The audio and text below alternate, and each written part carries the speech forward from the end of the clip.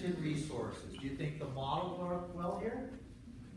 The exponential model accurately predicted the population growth of these rabbits through space and time because resources were basically unlimited for these animals, and they were able to convert them into reproductive output. Each female rabbit can produce 10 litters of 6 young per year. 60 rabbits per year. Do you think that adds up quick? Yeah. You better believe it. And so what happened was they had devastating impacts on the Australian environment. Guess which side had rabbits and which side did not? Which side's rabbits? Right. Yeah, the right has been devastated by rabbits who've cleaned up all the vegetation. If I'm a kangaroo, am I very happy about that? No, because my food source has just been devastated. If I'm a cattle rancher, am I happy about that? Hell no, because now my cattle don't have anything to eat, and the rabbits are sucking all the water up at the watering holes too, by the millions. And so there were millions and millions of rabbits as they grew exponentially. So at this point in time, they started an easterly spread from the west coast of Australia all the way to the east coast. And as they went, they started to encroach on really productive cattle lands, which were generating the vast majority of the economy for these states in Western Australia. So they didn't want the darn rabbits there. And they tried everything. They tried hunting them. They tried poisoning them. Everything they could think of, and nothing worked. So they got the bright idea to create fences. And they basically said, well, we'll just fence them off. They're just little rabbits. And so the Australians undertook building one of the world's longest fences. And so, see this red line here? They built literally a continental fence to keep the rabbits out. That's actually a piece of it right there. And it was like this little barbed wire fence thing. And the rabbits came up to it, and did it stop them? No, because what are rabbits good at? Digging. Jumping and digging. So they went right underneath it, and they went right over it. And the way they went over it was quite unique, because they basically said, okay, if I can't get over it my own, how else can I get over it? By jumping on each other. You ever seen, that World War Z movie? Yeah. See when the zombies go up the side of the wall? That's what they did. They just jumped on each other's back as they stacked up, and now it's just take a step over the fence. So they got right over it. So the Australians said, well, they defeated that fence, but we just built a crappy fence. So what we'll do is we'll build it way higher, and we'll build it way deeper. And that's what they did. So they built this green fence. All right? Did it work? No. The rabbits just dug deeper and stacked up higher and went right over. So they said, well, we'll build a better fence. So they built this purple one, right, to keep them out of this last little tract of land. And this one they electrified. Did that one work? No, because all the rabbits did was get electrocuted, and then when they were dead, they covered the fences, and the other rabbits went right over the top of them. It wasn't pretty, but it didn't matter to the rabbits. They got right over it anyway, right? So it was the biggest failure and waste of money ever. So eventually, rabbits basically assumed the entire continental landmass of Australia, a devastating impact. Finally, someone was able to get it under control, because they realized that the rabbits were susceptible to certain diseases. And they found that there was one disease in particular, called myxomycosis, that was really great at wiping out the rabbits. And it wiped them out into the 90+ percentile range in terms of death. So this was artificially introduced into the rabbit population, spread as a plague across Australia, and wiped them out by the millions. And it worked great. And everybody said, yeah, our population of rabbits is dead and we don't have any more problem. And they were wrong. Because what happened was, the rabbits that survived because of natural variation were naturally now what? Resistant to the disease. And so guess what's starting all over again? Now we're starting as an invasive wave of disease-resistant rabbits as they start their way across the country again. So what have the brilliant people of Australia decided to do in their legislature? Build another. So that's an interesting example of exponential growth in operation. They grew exponentially, the model worked very well.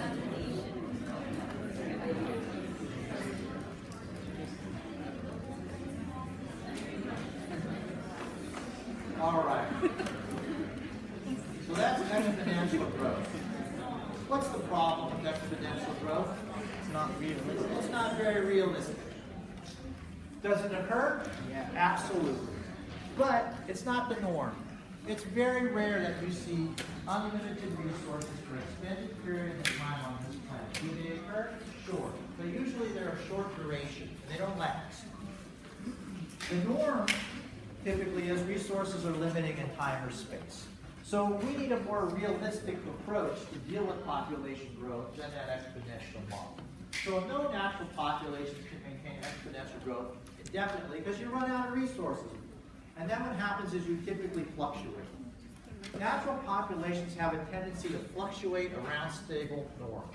They go up, they go down, but on average they remain relatively constant over time. So population size increases, resources typically go down, and that has a limiting effect on limiting the numbers of individuals in any population. So this idea has to revolve around a concept which we call the carrying capacity.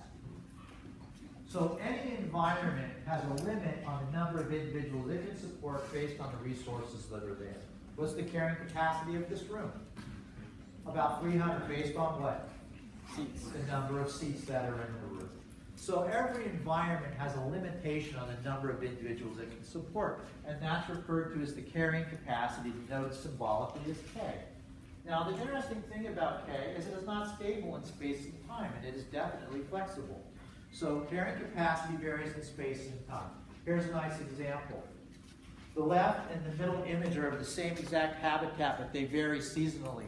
Which one has a higher carrying capacity, the left or the middle? Middle. The middle by far has many more resources and can support more individuals than the same habitat in the middle of winter. So that's a variation in space, and in this case, not space, but in time, right? Same habitat, same space, but different time, different carrying capacity. All right, crowding and resource limitation is going to affect the ability of a population to grow through time because there's not as much resources to pack on into reproductive output. As a population approaches the carrying capacity of an environment, the population rate of growth is going to slow down. So a nice example would be beach populations, right? If you're from the south or anywhere that has beaches. If I get to the beach early in the morning, is it easy to find a spot on the sand? Yeah. Super easy. I can go anywhere I want. And when people fill up, it's really easy. Lots of people can come in really quickly and fill up the space. But eventually, if I get there around 11 or 12, is it easy to grab a spot on the sand? No, because it's all filled up. So it's hard. I see a spot way over there, but it takes me forever to get to it, right? There's one way over there, and it takes me forever to get to it. Eventually, the whole beach fills up. And the only way that I can add to that population is for what to happen? Somebody has to leave and I jump into the spot, or I rip someone out of the spot, or they die and I roll them out of the spot. That's the only way to grab a spot in that population, okay? So the population is maintaining stability in time. Now that would be an example of K. So here's a nice example, European beach. How's a European beach? How do I know that? Speedos. Right? If you wear a Speedo, you deserve public beating. Immediately. Not a good look, guys. Don't do it. Alright? So, how do we incorporate this into a more realistic idea of how our environment works? Well, we have a model. What's that model right there? E over dt is a function of Rn. Exponential. I just gave it to you. So what model? Exponential model of population growth. But was it real? No. No, only for short periods of time. Because most environments have what? A carrying capacity. So I need to integrate carrying capacity into that model to actually make it more realistic and do a better job of modeling natural population growth. So how do I do that? Well, I'm going to add a term. So I'm going to add this term, k minus n over k. Carrying capacity minus the population size over carrying capacity. Now, if I was to actually solve this numerically, it's going to give me this graphical representation, this sigmoid curve. Anybody know what that's called? Not a logarithmic, but a logistic. So this is the logistic curve. Do you remember who came up with this? Verhulst did. And so this forms the basis of the vast majority of ecological theory in terms of population growth, stability, or decline. And so what is this model saying? It's saying, well, populations grow really fast when they're small, and then they level out and reach some stabilizing point as the resources become limiting over time. All right, so what does the model say? The change in population size over the change in time is a function of the per capita rate of growth times the population size times the carrying capacity minus the population size divided by the carrying capacity. Well, what does that term in particular mean? So K again is carrying capacity. That's the maximum population size that can be supported given the resource base. K minus N is how many individuals can you still fit into it based on N, how many are there. So for instance, if my population size is 100, my carrying capacity is 100, how many can I fit in? 0. This is 100 minus 100, 0. But if there's 100 as a carrying capacity and I only have 50 individuals, how much is left? There's room for 50 individuals. Does that make sense? Dividing that by K gives me the percent of the the percent of the carrying capacity that's still left to be occupied. Is there 10% left? Is there 90% left? Depending on how the percent of the carrying capacity is left to be occupied, that's going to tell me if a population can grow fast or slow. If there's a lot of population, if there's a lot of carrying capacity left, can a population grow fast or will it grow slow? Fast. It'll grow fast. Why? Because there's more resources available. But as I get closer to K, my population size is going to do what? It's going to grow slow because there's not enough resources and you're fighting for them, right?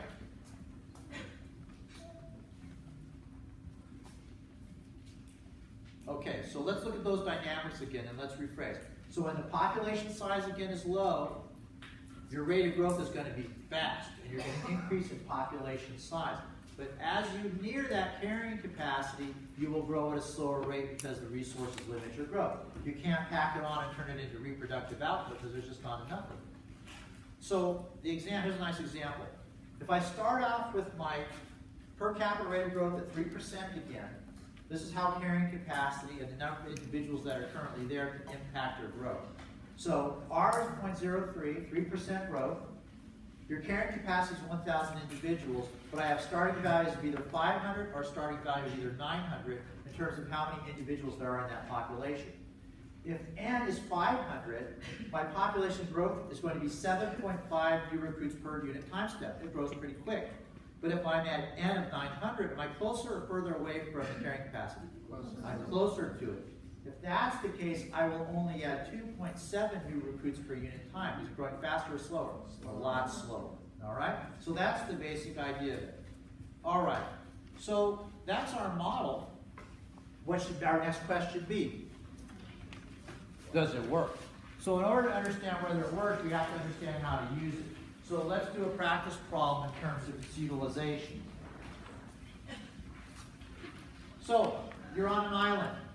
That island's been devastated by a hurricane. The island has a bunch of anole lizards on it, these really pretty lizards up there. They're often sold in the pet trade as chameleons. They're not chameleons, okay? They're an anole lizard. So in this case, following the disaster, you had 200 individuals on this island. Following the disaster, there's a 20% net increase in the population size per year. So that's R. Because of the small size of that island, the carrying capacity is only 400 individuals. So you can only support 400 of these lizards, right? And there's 200 of them as your starting point. So I want to know how many individuals there's going to be at the start of year 2. Same problem I gave you before, but we're going to use a different model to address the question. What are the 2 parts you have to solve? First, calculate the what? The change. The number of new recruits. And then you're going to do what with that? Add it back to the original population size, all right? So here's our logistic growth model. So assuming logistic growth, I want to know how many individuals there are at the start of year 2. The per capita rate of growth is 20%. What is that? It's 0.2. Year 1 starting population was 200 individual lizards. Carrying capacity is 400. So based on that, calculate how many new recruits you're going to have at the end of year 1.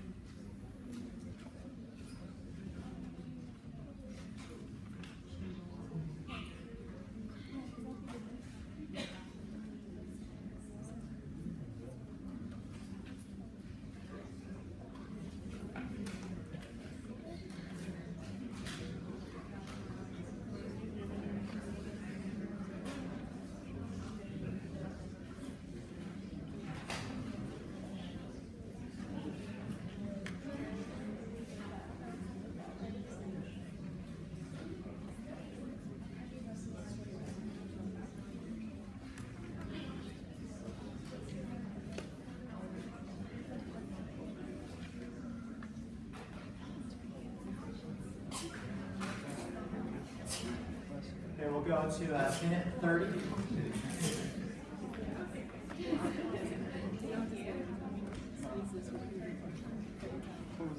Okay, put your answer in, please.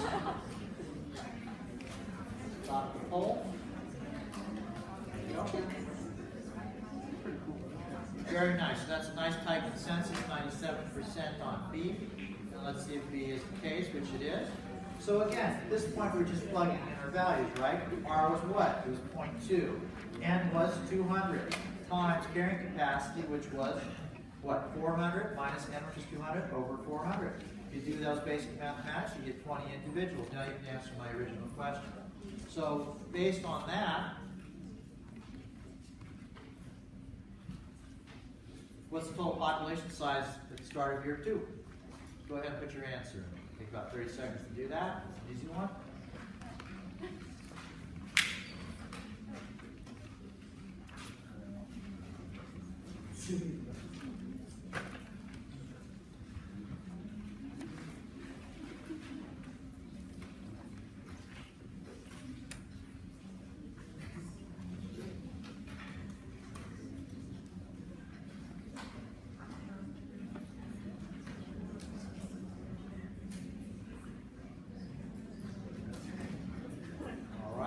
Right next to our take rate. Stop right there. And there we go. Amazingly tight consensus. We're looking at C. Lo and behold, C it is, right? 200, which is the starting population, plus the number of new recruits is 220. Now you know how to use the tool. So, here's the thing. Was this math difficult to anyone? No, it wasn't.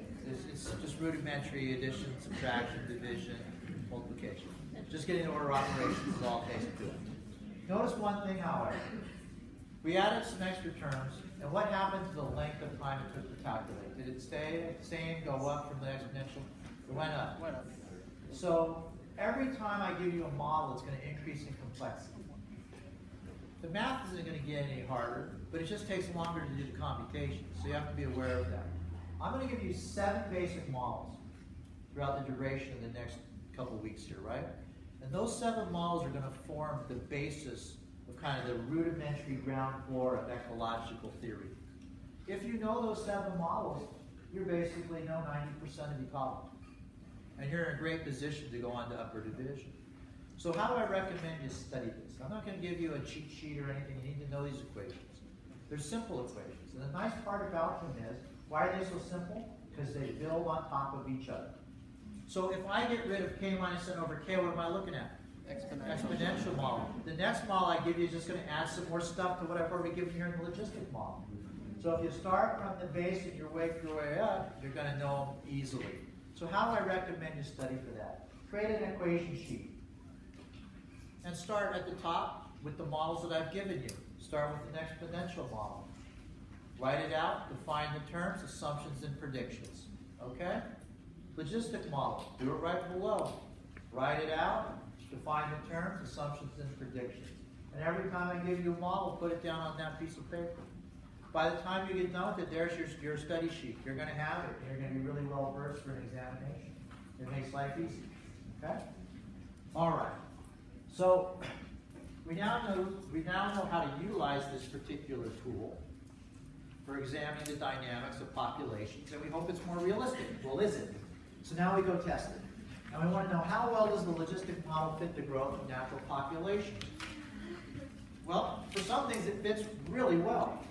So for lots of small organisms, like certain kinds of bacteria, microbes, insect populations, microcrustaceans in aquatic environments, it does a really fine job of modeling the growth of those populations. One thing, however, we see very quickly in natural populations are that populations in nature do not stabilize at carrying capacity. The model is a perfect theoretical construct. The lines are perfectly smooth, right? In nature, they don't look like that. So what's going on here? The predictions are only correct, like any math, if the assumptions of the model fit the natural phenomenon.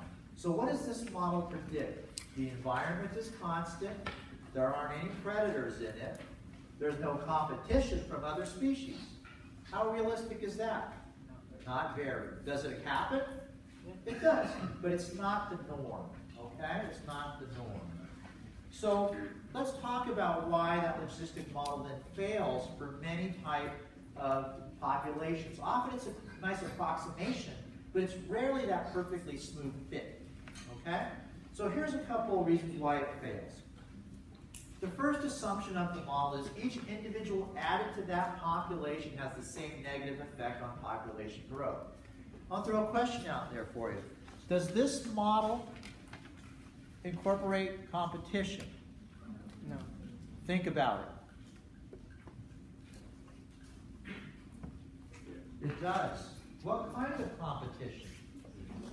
Intraspecific competition between individuals over resource. That's what the K part does, right?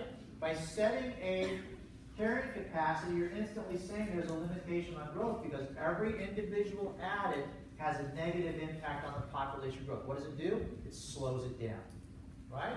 So there is competition in this model, but it's just within one species. Well, there's lots of exceptions to that rule. This is saying every time you add an individual, population growth slows down because there's less for you. Your piece of pie got smaller, right? But in some cases, that doesn't work. A nice example of this are Serengeti trees. When you look at the Serengeti, what you see is all these isolated trees. When you see trees that are kind of clumped together, the first thing you notice is they do better. They get bigger, they have more offspring, they're better resilient to fire and pests and grazing. And as you add trees, they get better and better and have more offspring. Is that what the model's predicting? No. No. Because the model's predicting every time you add an individual, your population growth rates would go down. But here, every time you add an individual up to a certain amount, it gets better. Well, why is that the case? When I add individuals here, I do better, not worse. What's your guess?